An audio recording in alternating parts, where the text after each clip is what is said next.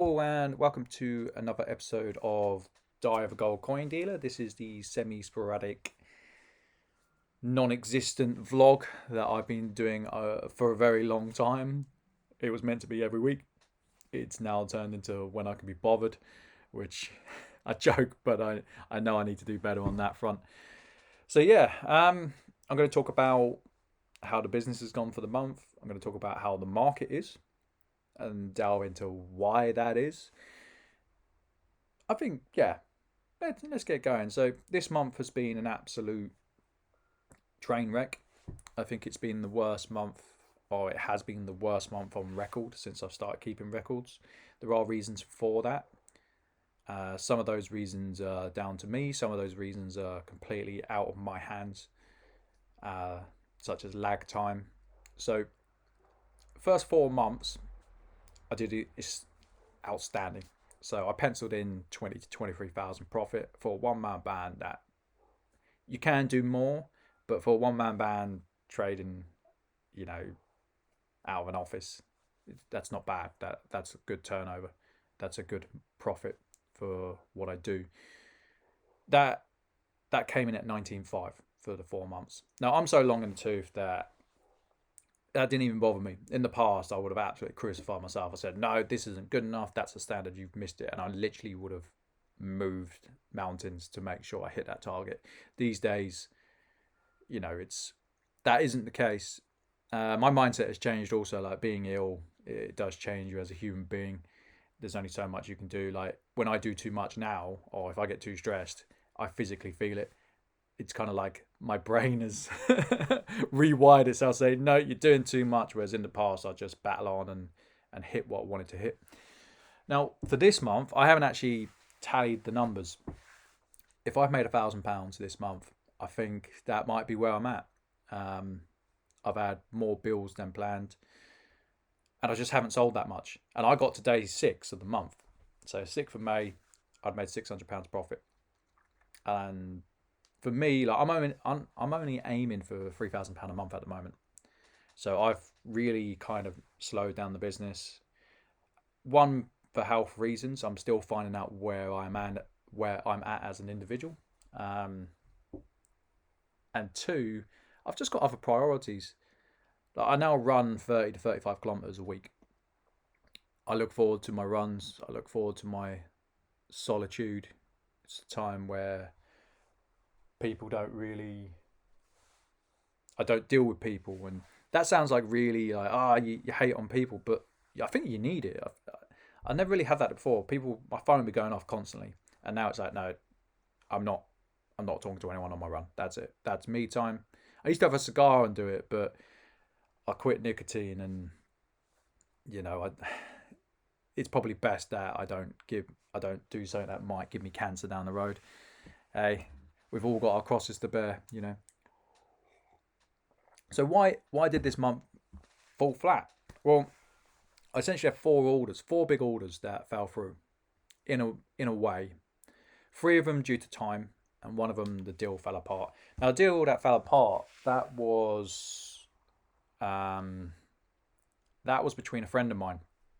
I've been dealing with him best part 10 years, and it came up. He said, "I just want to sell my silver," and I went, "Okay." I know he's got a lot. It was mixed 1 ounce coins, and there was 9 kilo bars, and there was some currency coins. And we agreed a floating rate, so we'd pay on the day, or I'd pay on the day. However, what happened was the within the space of 5 days, spot went from 22.50 to 25, and I just said to him, I was like, I wouldn't be making money on the kilos anyway. They're a tough sell these days. They really are. I don't like buying them. I will buy them on the odd one, but because there were so many ounces, I was like, well, if there's 720 ounces and 270 ish, whatever, 300 ish is kilos. I can kind of just sit on the kilos and I can move everyone else and I'll ping the kilos off. There won't be much money in it, but I can kind of use it as a store of value. But from when we agreed it to when we were supposed to meet up, I just said to him, I was like, no, I try to change the deal, and he's pretty flexible with me. I think in the past we've done a lot of deals like this. I'm not always like this on deals. It really depends on the type of relationship I have with that person. Usually a deal is a deal. But I just said to him, like, with the sheer amount that you want to sell, it's going to be a dodo. Like I can't even move it for a profit. It's gone up that much. If I'm paying a pound over, I'm paying 26. I realistically need to sell that for £1 to 150 over plus post. It isn't going to happen. I'm not tying up all my capital just to save face. I'm not doing it. I was like, and anyway, you could probably sell for more. So he had something in it for him as well. That could smack of socialism for the rich, but it's got to make sense for both parties, and it just didn't. It didn't make sense within the space of 5 days. Now that's why that one fell apart. I had two stamp orders that were meant to come in, and they just customs just held on and held on and held on, and they arrived last week. Not enough time to really do anything. So I'm still swapping out stamps via the swap out scheme, and it affected my cash flow because that's where the profit is. It's the quick profit that I can make. It makes my life easier.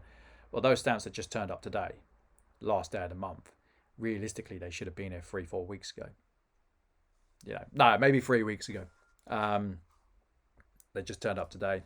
I could probably cash them in today, but it doesn't negate the fact that I've had that money on the sidelines and I haven't been able to cash flow it to buy other stuff. And the last order was the order you saw yesterday, and I won't go into depth or detail about that because it's very personal to the client. He's had a rough time, so I just let him post it when he was ready. There's no point, like as a businessman, I'm not a pushy dealer on the buy or sell side. You're not going to see me forcing your arm. I try to offer the best price. I try to position myself at the best price, and you can accept it or you can't. There was a gentleman who I've been dealing with again for years. He said I got a load of, I think that's 300 odd ounces of coins. I offered him 25 and a bit, and I said, I think I'm going to struggle. And he said some of these coins are worth £40, and I didn't see it personally, but when you're buying such quantity, if I pay him £33 and I can't move it, I'm on for a hiding. I really am. So I said to him, okay, good luck. If you change your mind, you know where I'm at. If you want to sell on eBay, then maybe that is the best way for you. Maybe you can bulk it up and get more. Now, a lot of these coins were pandas, but they were pandas from the teen era. So are they £40 a coin? I haven't really checked of late. I haven't had many pandas in. I wouldn't be shocked if they were, but equally, I've got to move 320 and I've got business costs. So £40 never even entered my head. It was just a case of, well, if I paid 25, 26 on them and I'm getting £30 out of them and I've got to take postage out of it, the reality is the margins, it's single digits. If I get more out of it, that happens. That does happen, but it's not as often as you think.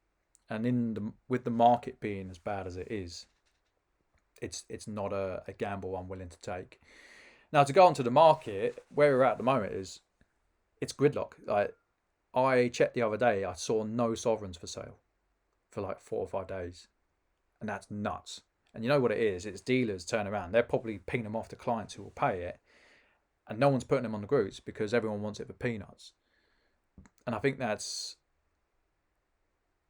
we're going to see. I've been saying this for months. You're going to have people exit the market.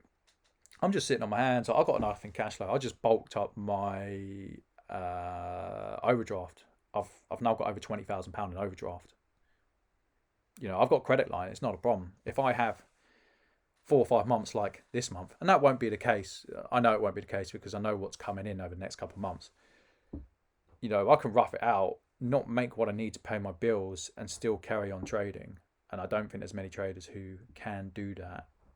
I don't think it's true. So what's happening is the premium's being crushed and the dealers are leaving the market, and like the side hustlers and the smaller time people, they're leaving the market. Now, for me, it doesn't really work that well in this type of market where it's super like hyper competitive, because my business model, I get more and more clients. So, for example, people come from me from YouTube and say, I want to sell this, and I give them the best price I can. But when I'm buying from business, in the past, we broke bread. Dealer would make some, I'd make some, we're doing okay. But where the margin's been absolutely crushed, so I started paying 97% on sovereigns. And the reality is, I'm getting people sell to me at 97% because they know I'm getting spot out of it. Oh, I'm pretty much getting spot out of it. And anything above that, paying above that, just isn't feasible. And it just isn't. So I've turned away more deals this month because there's no wiggle room. Like it's not like if you as an individual, you're selling and you bought for X price and you sell for Y price, that's fine. Like you take a loss, it doesn't really matter. It does and it doesn't. You're cash flowing it. You're getting the money out of what you've invested in. As a dealer, there has to be profit in it because I've got to pay the accountant, I've got to pay the tax man, and I've got to pay myself, and I've got to pay the VAT, or at least I did. I come off that recently. So it has to cash flow from the off, and sometimes things won't sell. So I've got to put that into account. I've got to take into account the losses. It's not as easy as people think, and it comes to a natural cut-off point where most dealers can't afford to continue to trade. It's not financially good for them, so they exit the market or they do something else, they get a part-time job, etc., etc. That's where we're at. That's how it is. So I hope you enjoyed the video, and I'll see you on the next one.